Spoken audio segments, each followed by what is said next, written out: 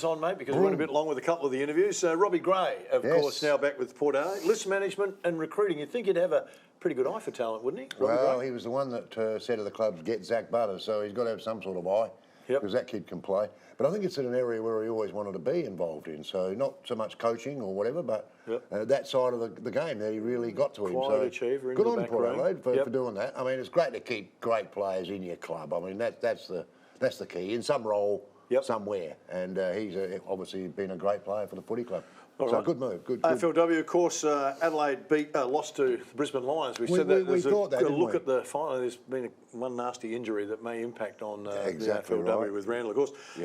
And then the Power were up against North Melbourne and they lost to North Melbourne. You understood that?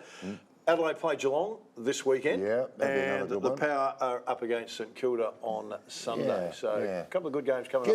They're getting better. Adelaide, that didn't surprise me, the Adelaide result. I thought the Brisbane are a very highly skilled team. Very good. For an AFLW team, very highly skilled, as are Adelaide. So that was always going to be a really good game. And I think it was a good, from what I hear, because I didn't see it. But people tell me that it wasn't a bad game to watch. Yeah, there's a general feel starting to come that the standard, as we said, it's only been going still in the infancy. The skills are starting to improve. The games are starting to get better. I think we're going to start to see in the next 3 or 4 years AFLW explode onto the scene. A little bit of controversy around netball at the moment.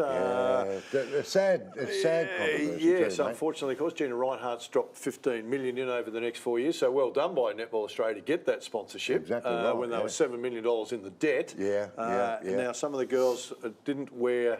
Well, they all didn't wear the major sponsor in their second game against New Zealand. So it's raised the head of why didn't they wear it? And there's lots of stories circulating at the moment. But depending on what you believe and what you don't believe doesn't really matter. But if someone's putting in $15 million and there's a reason with all the facts that are fair and reasonable, I'd want to know why those discussions weren't had before it got to this stage.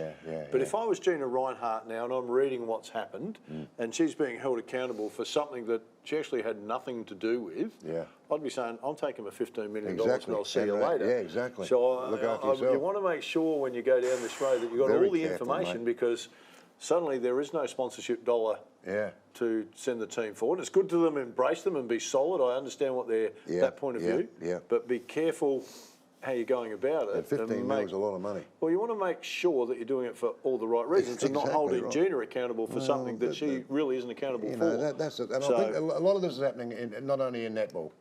This is happening in Aussie rules. This is happening in a lot of games where people are going back 50 years and going, hang on a minute, your great-grandfather trod on an ant.